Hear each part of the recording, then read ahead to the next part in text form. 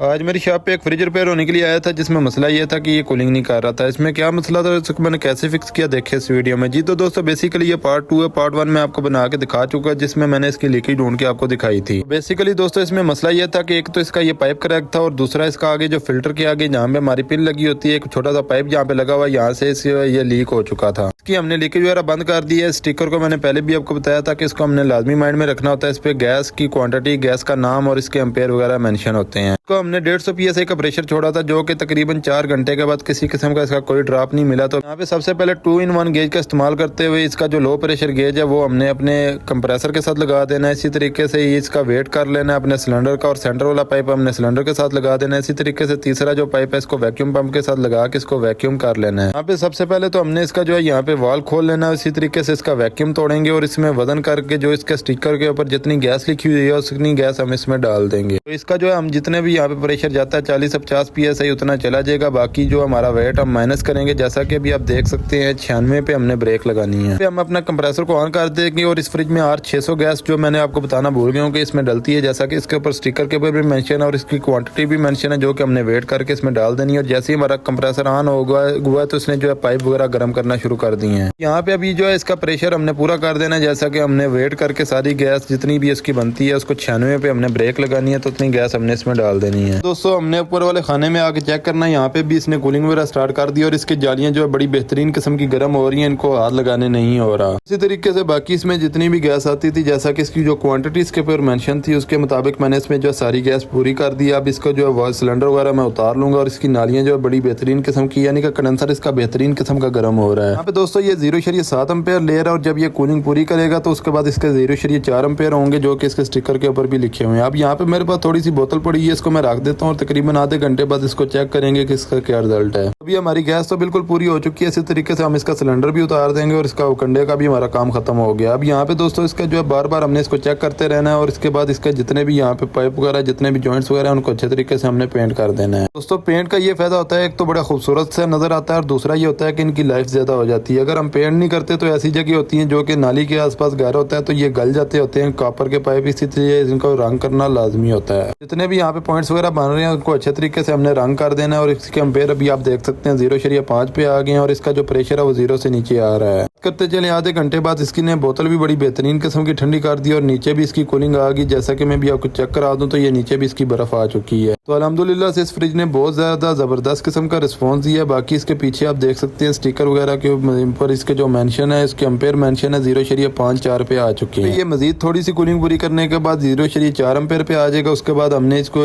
सुई का pressure check करना है। ये 0 से नीचे हमारे जो है R600 के फ्रिज तैयार हो जाते हैं। इसके सक्शन वाले पाइप को हाथ लगाते हैं तो ये सही बेहतरीन किस्म का ठंडा हो चुका है, जो कि रिटर्न आ चुका है। अभी यहाँ पे आप देख सकते हैं बर्फ से भी गैस वगैरह निकल रही है ऊपर वाले खाने से। तो इसका मैंने ऑटोमेटिक भी चेक कर लिया था, वो भी बिल्कुल ठीक काम कर रहा था। हमारा फ्रिज अल्हम्दुलिल्लाह से बिल्कुल ओके हो चुका है। तो उम्मीद करता हूँ आपको ये 2 पार्ट्स के ऊपर ये वीडियोस आपको पसंद आई होगी। अगर ये वीडियोस आपको पसंद आई है तो इन वीडियोस को लाइक, कमेंट और शेयर करना मत भूलिएगा। मजीद रिपेयरिंग के लिए आप मेरे चैनल को फॉलो कर सकते हैं। मिलते हैं इंशाल्लाह नेक्स्ट वीडियो में। अपना बहुत सारा ख्याल रखिएगा, दुआ में रखिएगा और इस तरह की मजीद वीडियोस के लिए मेरे चैनल को फॉलो कर लीजिएगा। अल्लाह हाफिज़, जज़ाकल्लाह।